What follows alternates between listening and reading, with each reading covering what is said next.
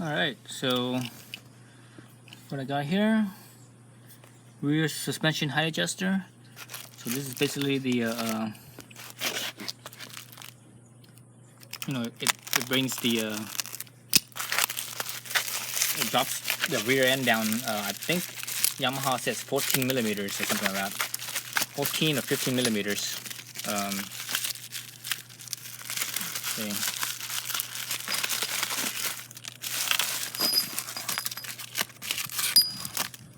So they're basically dog bone links, right? These ones are actually surprisingly made in, so you guys can see that it's made in the Netherlands. Oh, dang it! Hold it steady.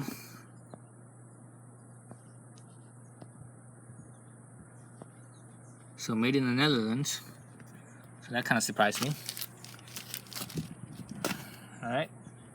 So looking at the, let's see. Let me set my gimbal. So my gimbal is not set up right now. Let's see. Let me turn it on.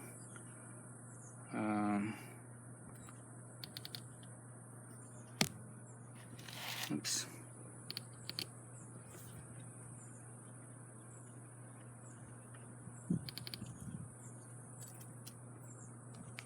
Heck.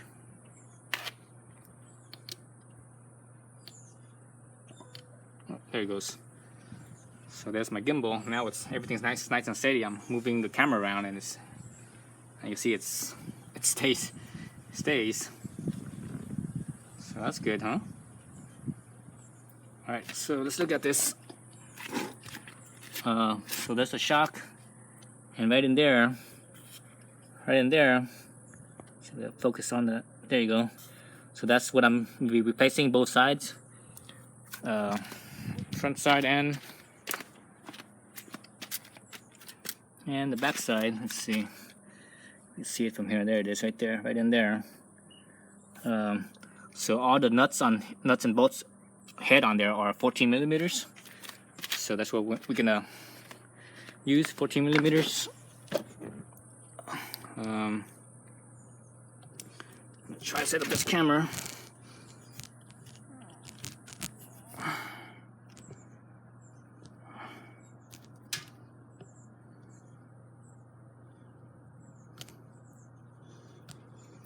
Okay, let's see. Still don't have enough height. Still don't have enough height.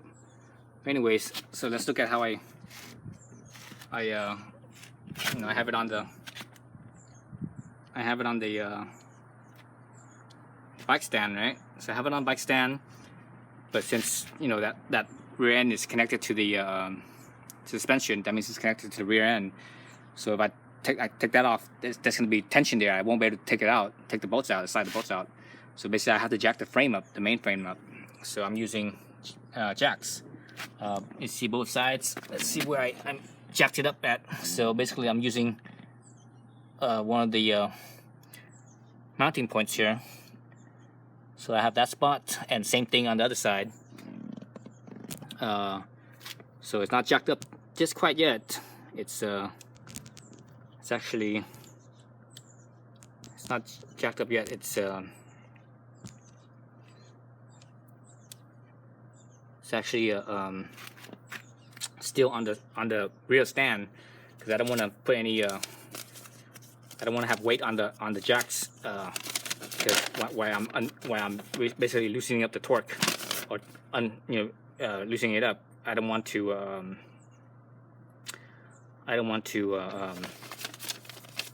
knock the bike over, basically.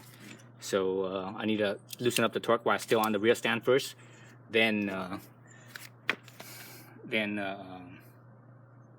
I could jack it up and then take the bolts out.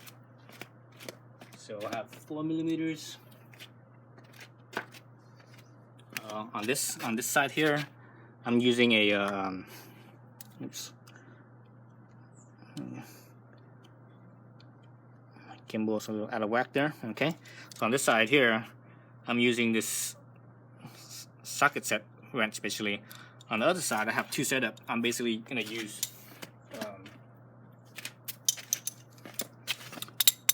a deep socket with a 3-inch extension and just a regular one, and I'll show you why.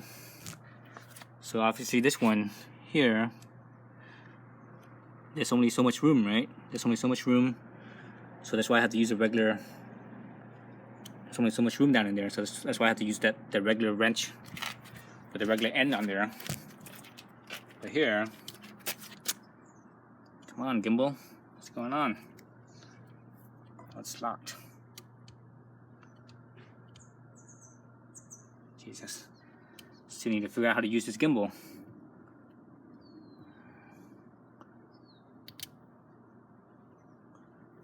Okay, so on this side, the top bolt, I have to use the regular head. But down here, there's actually a little through hole here. You see the bolt there?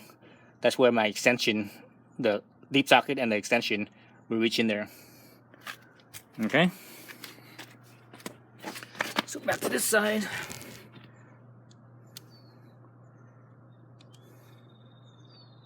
Okay, so I'm just leave it right there. Let's see. Let me do the bottom one first.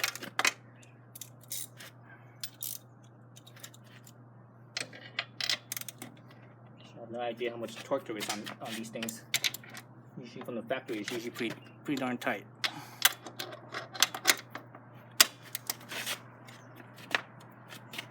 Okay, so this side I'm gonna hold it there, prevent the clutch side. I'm gonna prevent it from moving. I'm gonna turn the throttle side. So that's where the nut is. The nut is on the throttle side. You know, you always, when you loosen stuff up, if there's a nut and bolt, you always loosen the nut, not the bolt, because the bolt's the one with all the pressure on it. So when you're trying to spin the bolt, you're spinning against all that pressure. So that's basically just puts more stress on the head and on the mating surface. So then you have a higher chance of stripping the head. All right. So same thing with the top side.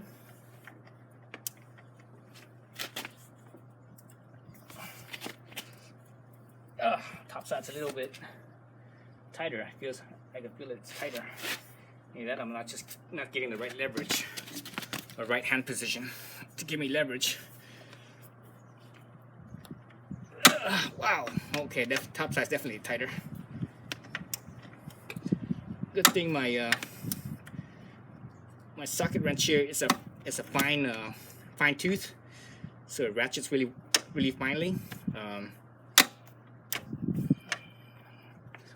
So thank God for that.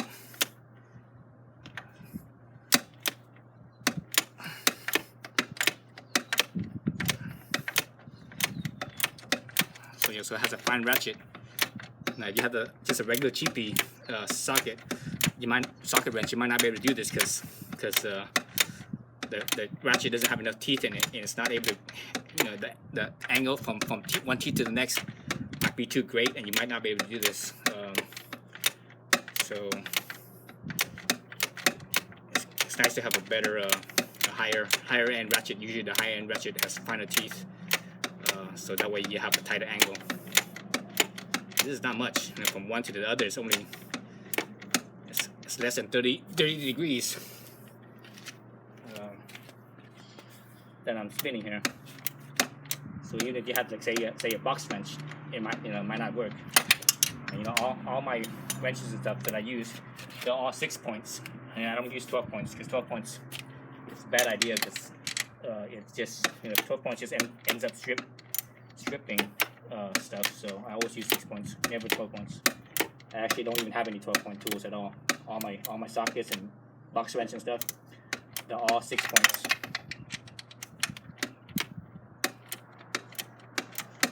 So it's kind of taking a long time to loosen this up. So anyways, I'm gonna stop the video here and continue on with another video. In the meantime, between videos, I'm just gonna loosen up that bolt all the way. Alright, stay tuned for the next one.